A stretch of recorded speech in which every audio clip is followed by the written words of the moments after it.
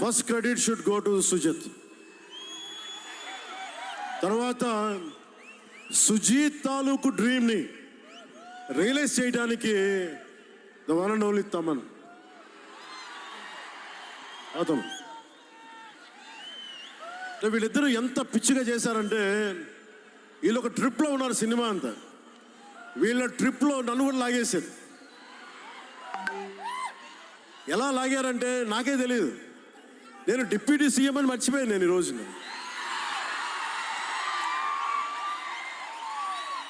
మీరు ఊహించుకోండి,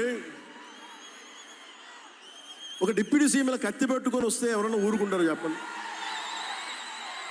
సినిమాల్లో కాబట్టి చెల్లిపోయింది.